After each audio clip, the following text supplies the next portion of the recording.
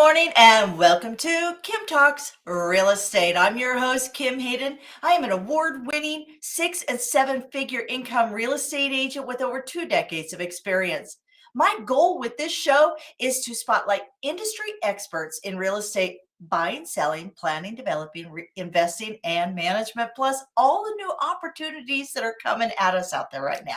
So first of all, I want to say thank you for being patient. We had some technical difficulties, tech and toddlers, always going to lead you down the wrong path at times. So our guest today, super excited because trust me, this gal is worth waiting for. She is a radio show host and a financial Jedi master. Catherine Bell collapses timelines and adds commas to bank accounts. As a hedge fund owner, Catherine has taken a stand in a male-dominated industry and is a sentinel of the American dream. And with the purpose of leaving every person, property, and community better than she found them. I love that, leaving every person, property, and community better than she found them. She creates wealth for her team and investors.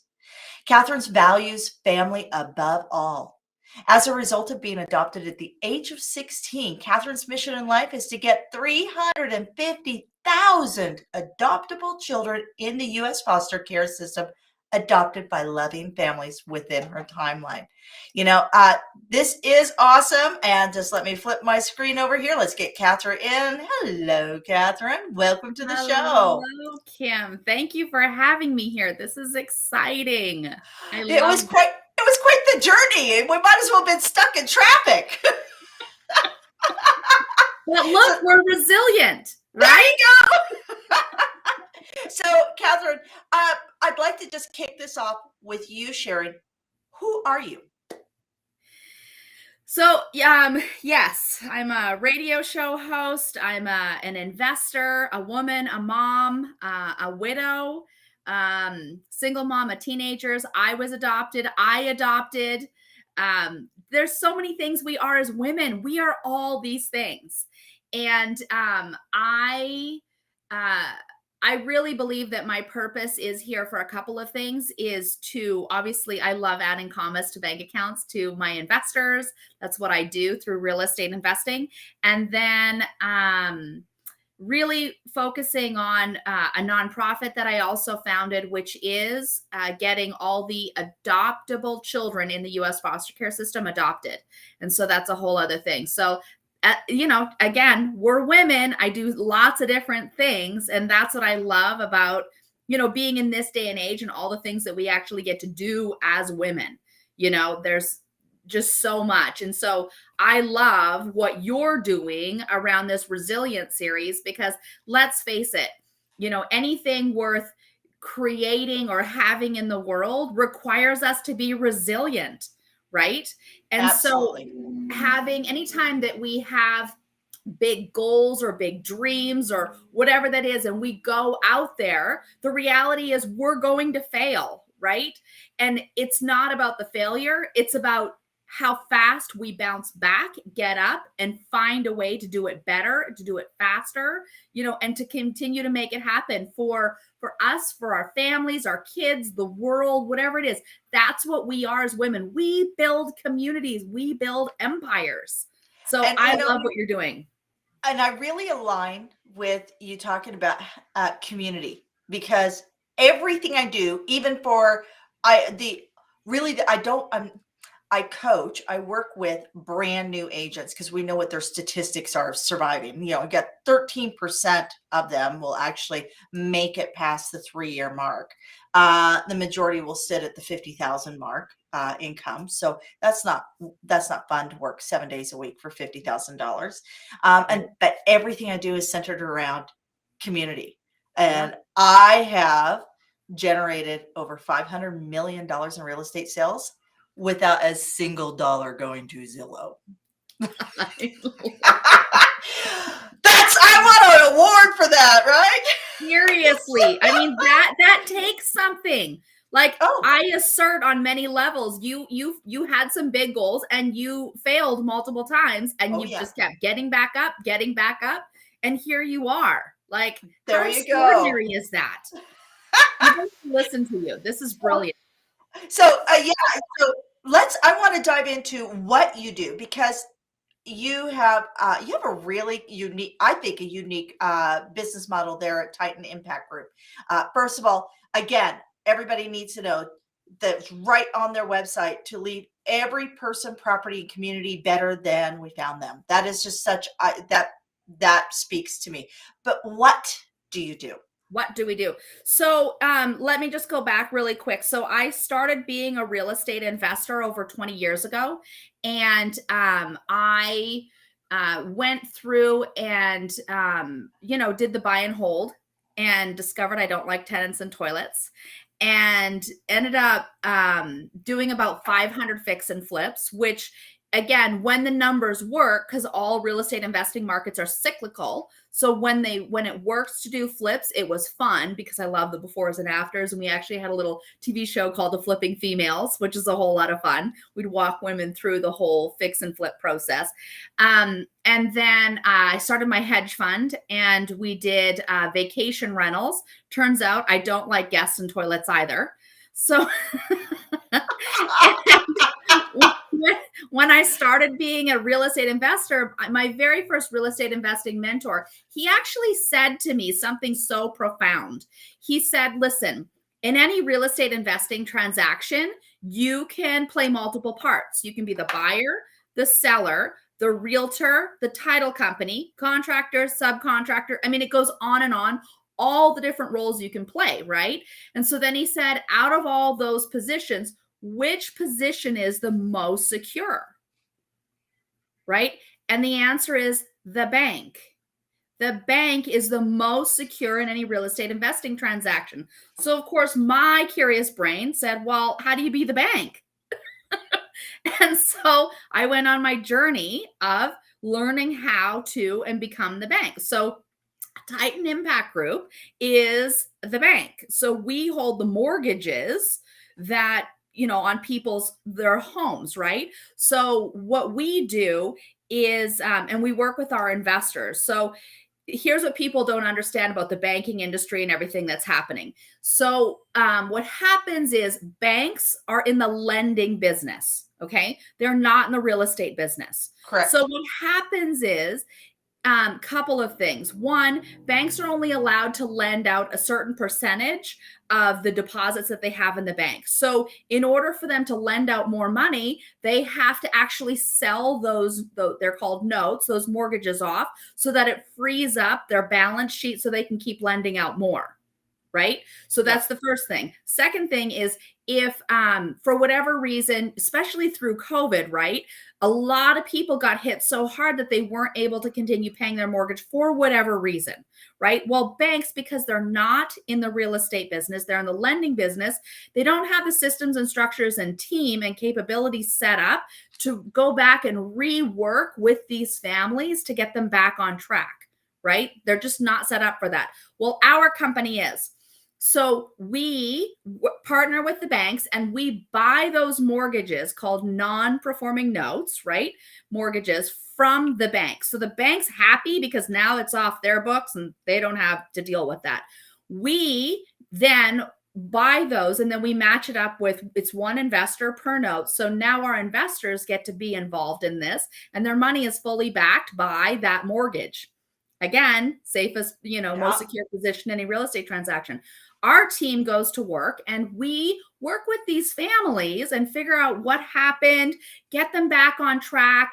And where our goal is to keep them in their homes. Because if we can keep families in their homes, we keep the parents in their jobs, we keep the kids in the schools, we keep the communities intact, like everything stays intact. Because one of the worst things you can do is have empty houses because then vandalism, communities start falling apart, neighborhoods, all of that. So if we can help keep that all intact, that's how we're leaving every person, property, and community better than we found them. So it ends up being a win-win-win all the way through the entire process.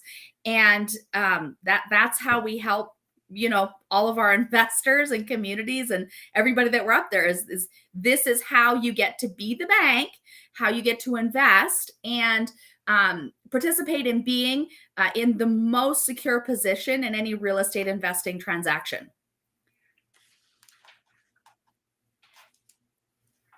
Okay, walk me through this, because we know that statistically women are still lagging financially in home ownership, or in equity building, or legacy, anything, right? And yet we're 80% of the consumerism in the United States, and we run the majority of single parent households. So there's a lot of layers going in. We're also, just so you know, last year, folks, and this is my, I'm gonna bang the drum here, less than 3% of small business startup loans through traditional banking were given to women. And if you're a woman of color, or visible minority, you had less than a 1% chance of getting that money. So that means 97% of the money is going to male. And I don't understand still why people think male-driven investments are safer than female. Maybe we're just not as good at paperwork or schmoozing. Well, and I think in my observation of being in this industry for so long is that there just are it's a male dominated industry. There aren't as many women. Yeah. Or if there are, they're just not as visible. And we're starting to see really cool alternatives coming out. I know that Sarah Blakely from Spanx has an entire VC arm now. I know that Hello Alice out of Texas is an entire VC arm now. So is lots of options. But let's veer this back, because I view real estate as a business opportunity, and I believe that real estate is an industry no different than building a like Sarah Blakely, something that God loves Spanx. God loves Sarah. There's a special place in heaven for Sarah. Let me tell you, that woman. So when we look at this, I want to break down, and we're going to take this down to a 7th grade level. Okay, let's talk. So you're talking banking and acquisition of notes and working with people to keep them in their space. The acquisition of notes then goes into Titan Impact Group, and Titan Impact Group then has a projected wealth portfolio. So walk me through this. Where does somebody, let's say, because I know we have all these different terms out there. We have REITs, we have everything. Where does a woman who maybe isn't in the position of purchasing a property herself, is there an opportunity where she can still build wealth through real estate investment? Yes. And so a couple of things is, here's the thing we need to get clear about is that I have studied so many millionaires. I have a lot of my friends are millionaires. A couple of my friends are billionaires, and I ask them the tough questions. And so, because I'm always looking for success leaves clues. So if I can find a common thread between all of them and then repeat that over and over, I mean, logic says I should probably somehow get similar results, right? And so a couple of things that I've learned over all these decades is that every single millionaire and billionaire has some part of real estate in their portfolio. Just a part of it. Right? Doesn't have to be the whole thing, but it is a part of it. So that's the first thing. Second thing is when we understand the average millionaire has 7 streams of passive income, right? And there's lots of ways to create passive income. And here's the deal. I grew up in foster care, through lots of different homes and stuff, and didn't get adopted till I was 16. I did not grow up with a silver spoon in my mouth, but I was able to learn this. And if I can learn this, anybody can learn this. So one of the fastest ways to start changing our brains is for reading and playing. And so one of the games that I love to play is Cash Flow. It's the Rich Dad, Poor Dad. Yes. That game will teach you how to start seeing passive streams of income, right? So for me, I love real estate. Now, here's the power of having passive streams of income is that I created this, with my husband. We were married for almost 20 years. And then he died unexpectedly. But because through that 20 years, I had been building up these different streams of passive income through real estate, when he died, he didn't have life insurance because of a bunch of medical conditions he had. But thank God, I had developed so many streams of income that my kiddos and I were able to literally take a year and just grieve. Wow. And it was horrible and it was dark, and I would not recommend that path for anybody. But I thank God that I had the passive streams of income so that we could get through the darkest hour of our lives. And so that is one of the benefits. I don't want to talk about the dark stuff, but it was the reality of my life of thank Yep. God I got myself educated enough to be able to understand the power of passive streams of income. So I wrote a book. The Awesome. book is called Using Your Self-Directed IRA to Buy Real Estate. You can get it on my website.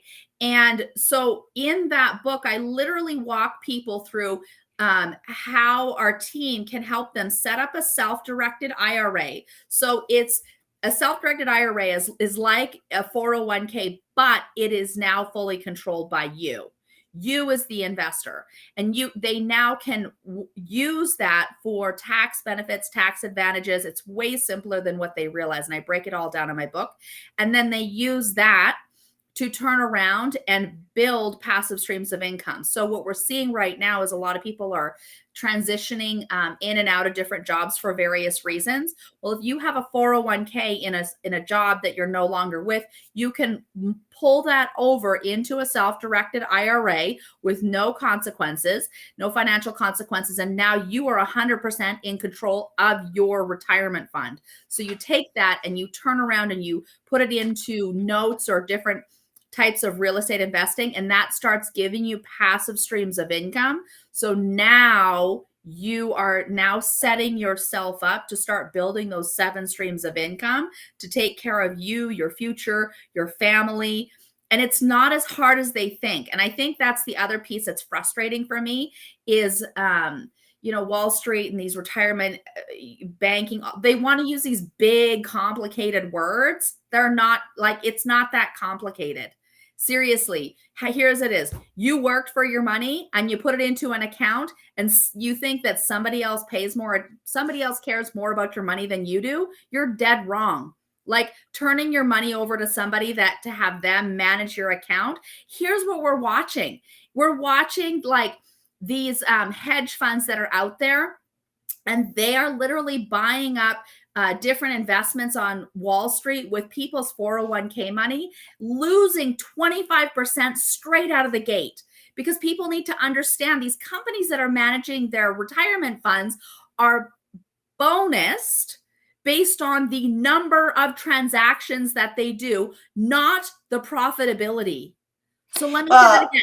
They get bonused on the number of transactions, whether they lose or make money for you. They don't get bonused on the profitability. Are you kidding me? And somehow that's legal to me. That you can tell this. There's quite a few things that have happened over the last 10 years that are just it's horrendous. Ridiculous. Well, so here's the thing: people need to stop doing that. Take your money, get responsible, put it into a self-directed IRA. And there's so many different ways that now you are fully in control of being able to do this. And it's not as hard as you think. Seriously. Yeah. Sorry. No, I totally agree. Well, there's quite a few things that have been going on since the crash of 2008 where we have government money feeding corporations, which are, during the pandemic, the amount of money that went to these major corporations, these major funds, right? Like Zillow was buying up properties and doing stuff all these, all these companies are buying it using, government money. Yep. And so it's not even in the same playing spectrum. So when we look at the average person, the average person would just love to own their own home. Interest rates. Let's talk real quick interest rates, because a lot of people are running scared right now. And I understand inflation is scary. It is scary. However, the big difference, they keep saying we're at the highest rate since 1981, but the big difference is in October of 81, our interest rates across North America were rating between 18 and 21%. Right. So huge difference on that monthly. So the reality is, if we're looking at inflation with our current mortgage rates, the reality is you still the average person only needs to find an additional $500 a month. Whereas if the mortgage rates were at the same rate that they were back in the 80s, you would be having to look for $2,500 a month. So let's talk interest rates. Where do you think, I'm not asking for a crystal ball, but where do you think is a fair place? Because we've been riding at these all-time lows that honestly do not benefit a larger economy, right? They're for a single economy, not for a larger economy. And we Right. saw this in Japan, right? In Japan, their entire market went stagnant. They had multiple layers, right? They had no immigration, which caused no growth. They had these historic low interest rates. Everybody was racing to the bottom, and it stalled out their entire housing market and economy. I mean, so where do you think is a fair rate? So, because a lot of people right now are going, 4%. Oh my God. Oh my God. Right. And, based on the numbers, the real numbers for an average home owner and understanding economics. So I can't give you the answer on the rate, but here's what I can tell you based on economics is that everything is cyclical. All real estate, all economies, they're all cyclical. So even if you do buy a house right now at whatever the interest rate is, just know eventually the interest rates are going to come back down and you can refi then. Yeah. Right? There is a way for you to be able to get in and plan for the future to be able to save money and build equity inside of whatever that real estate is. Because what do we know for sure? We know for sure that real estate equity over time always goes up, right? Proven. We know right now interest rates always go up, they always go down. Yeah. It is what it is. So the Yep. worst thing you can do is wait, right? Wait for the right time. It's like waiting for the right time to have a baby or waiting for the right time to get married. You're like, you know what I mean? It's like, it's Yeah. never going to be right. So When's the best time to plant a tree? Today. right now, Yeah. right? Like, and it's exactly that. So stop waiting and just get into action and know that there's multiple ways that you can turn it around and have it become better and better for yourself. Yeah, and my first mortgage was at 6.85, and we thought we got a screaming deal. Right? And it's all all perspective. relative. It's all Yes. relative, right? Yes. We're all sitting here going, "Oh my God, I bought my bacon and it was $4 more."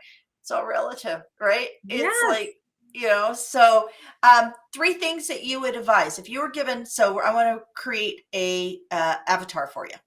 She is between the ages of 38 and 45. She is part of the great resignation that we're seeing. So she's coming out of corporate America. She's launching her own business. She's, either single or got her no ex, or, ditched or is single. And she really wants to have some sort of equity hold within real estate anywhere in the United States or whatever. What are the top 3 things? What are the 3 pieces of advice if this person came across your desk? Get yourself educated inside of real estate. Like, figure out what it is. Just like what I did, I went down the journey and played all the different roles and figured out what I liked, what I didn't like. Kind of like dating. The whole purpose of dating is to figure out what you don't want in a relationship, right? Yeah. So you can do that with real estate or any career. Figure out what works, what doesn't work, and keep moving on. But learn, and you're eventually going to figure out literally, which leads me to like my quote. I always say, listen, if it's your genius, it's your job, right? So when we get really clear what our genius is in the world, it makes so much sense, and his life is so much easier when we just choose to live inside of our genius and our brilliance, right? And that is when it comes to investing, when it comes to parenting, when it comes to whatever that is. Another piece of advice is inside of the learning is so after my husband passed away unexpectedly, I got really clear. My kids are teenagers. My twins are teenagers, that they were going to move out of the house soon. And so school wasn't teaching them financial literacy. They were getting financial literacy from nowhere. So it was up to me. And so I started a financial family mastermind at my kitchen table that it was mandatory that my teenagers showed up to, which they were not happy about. But I started financial literacy. So every second Friday, and I've got a whole course that teaches people how to do this, and teaching them all the way through. So every second Friday, they had to show up, they had to have their homework done, they had to, we set up investment accounts, bank accounts, all of that. We get it all done. And what was extraordinary is I'm now engaged. My fiance's family ended up finding out about what I was doing, and they all invited themselves to my kitchen table because they wanted apparently their butts to be kicked. So we went through this whole process, and we got the book and everything, go through the whole thing. And at the end of the first year, here's what's really cool. So this is the piece of advice: every little bit counts, every little step counts. After 1 year, the entire family collectively that had come to my kitchen table had earned more than $100,000 collectively.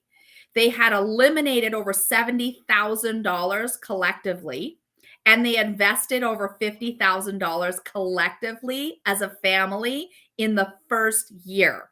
There was over 40 people at our completion event. So Wow. Here's the deal. Like, ladies, financial literacy, it is not as hard as you think. Again, we build communities, we build families. Like, there is a way for you to start shifting that culture that is in your family, in your business, in whatever it is. And, having it actually happen for ourselves and those around us. So again, all ships rise together, right? So Mhm. if it's going to be, it's up to me. So what are you doing to have all the ships Yep. around you, including yourself, rise together? So, does it take some work? Yeah. But seriously, it makes my heart sing inside of how many people in our family and our community are winning from being held accountable to set up their bank accounts, set up their saving accounts, set up their investment accounts, like get responsible, no kidding, like life actually depended on it, and create a life that you actually love. Like, why not? Why not? And the thing is, why not me? We all walk around and go, why me? Why me? I mean, it's easy for the human brain to go to the negative. That we're designed that way. We're wired that Yep. way. And it is an active participant within your brain and your drive. You have to be an active participant within it in order to be in positive. And when you're in the positive, you see opportunity, you see solutions. You're not seeing problems. You're seeing opportunities. You're not seeing, an issue, or the negative. You're seeing, oh wow, okay. Just like today, for example, I had an issue with the technology, and what I determined was I had the wrong setting in Calendly, and that setting did not link back to an intake form. I had all the systems in place. We had literally one toggle. So either A, you throw the baby out with the bathwater, or you sit here and go, okay, where is the break? And let's create, there's always a way to do it right. There's always a Yeah. way to fix it. There's always a solution. And it's whether or not too many people turtle, hide, run away, ignore, and that only creates a larger challenge. Yep. So, So um, that leads me to my third piece of advice you third, asked for. Here's yes, the third piece of advice. Ladies, respect yourself enough to believe that you're the one here to make the difference. absolutely. Absolutely. And there's a reason why for years, hundreds of years, the hand that rocks the cradle. And we are now moving from the industrial age to the age of knowledge.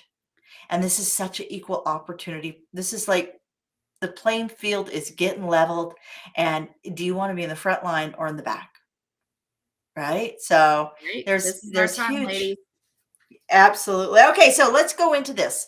I want to know why you're doing this. Like, we've got a pre-frame from your childhood.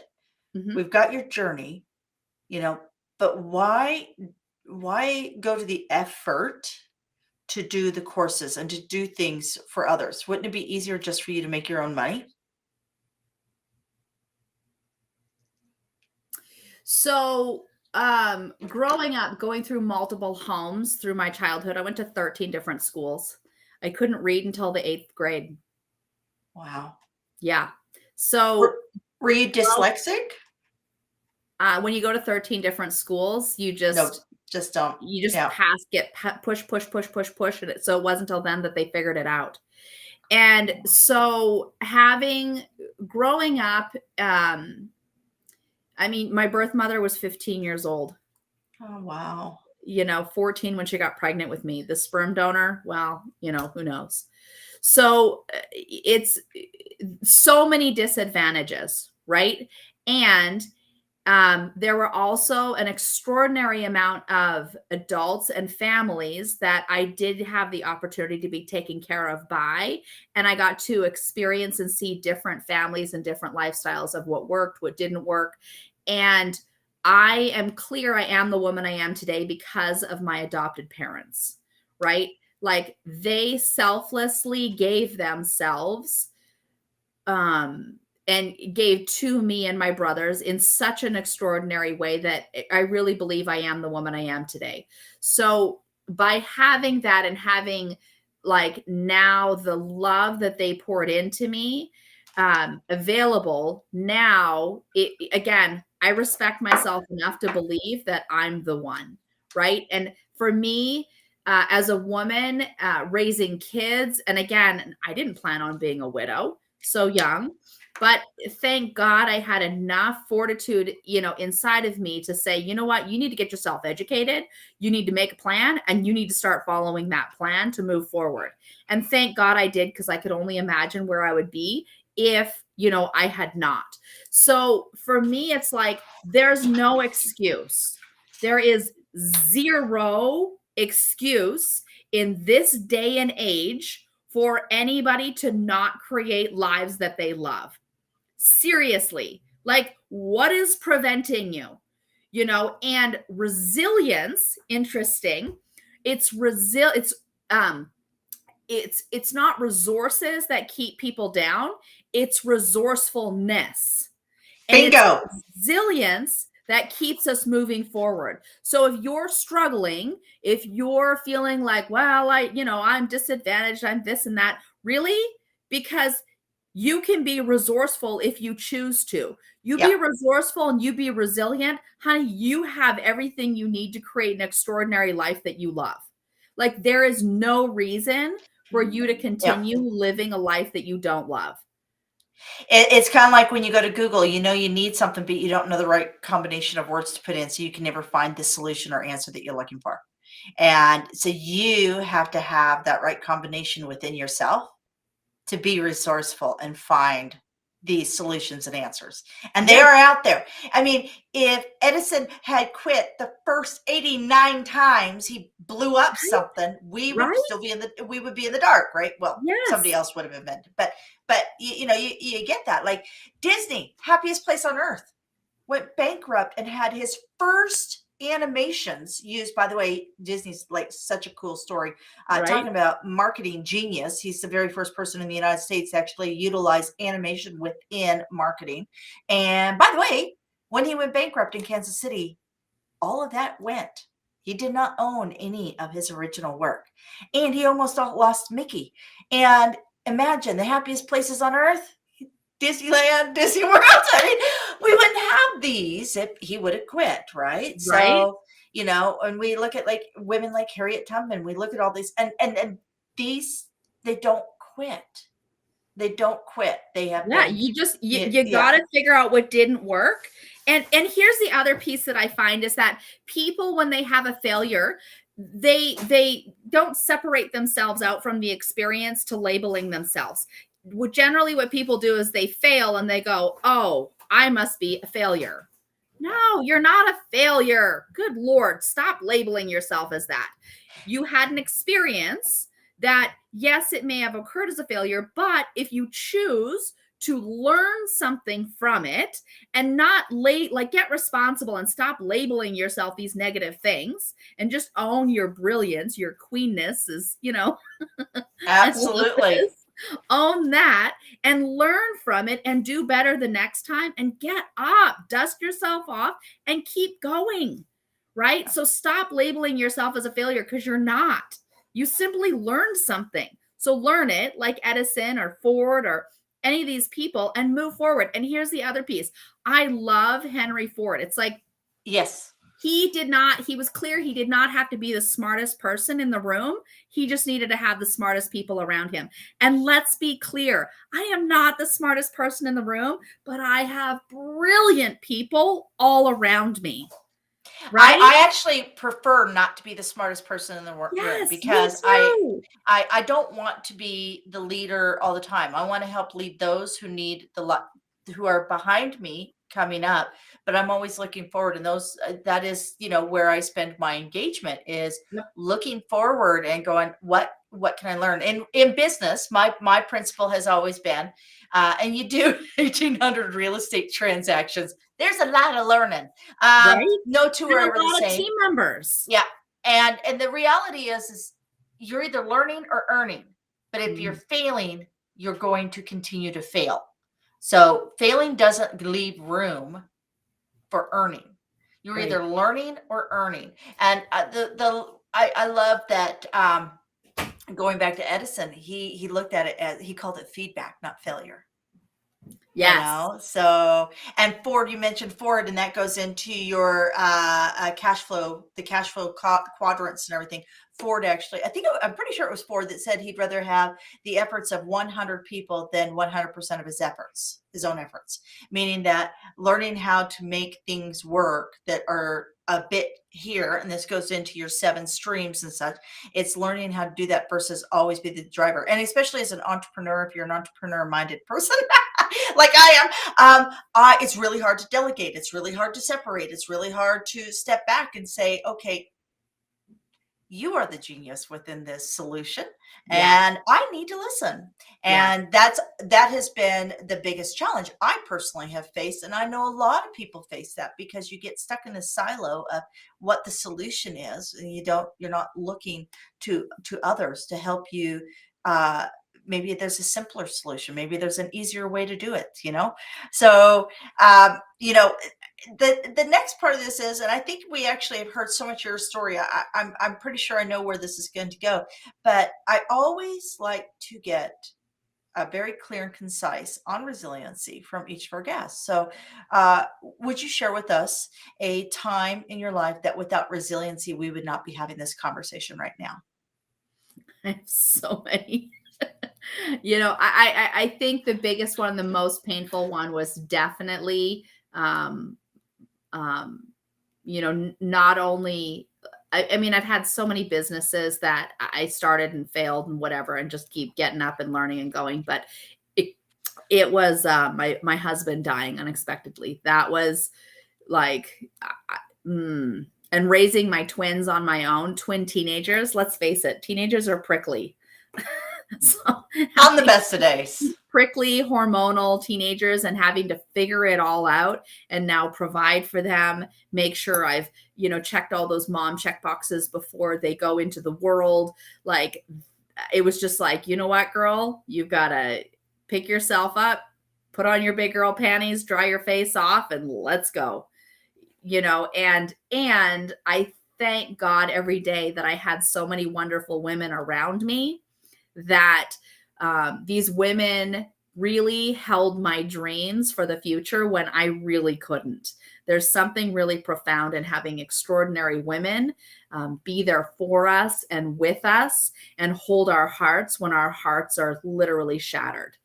To be able to encourage and remind us who we are, like who we really are, and what our dreams really are, and to keep us moving forward. It's that whole like Canadian geese in the formation when they're like honking. The whole purpose of the honking is to encourage that very front goose to keep going, right? So when we are that for each other, when we're encouraging and inspiring and uplifting and loving on each other, like that is everything. So having extraordinary women around me up to extraordinary things that I can be completely transparent and vulnerable with, that has been a huge part of my journey.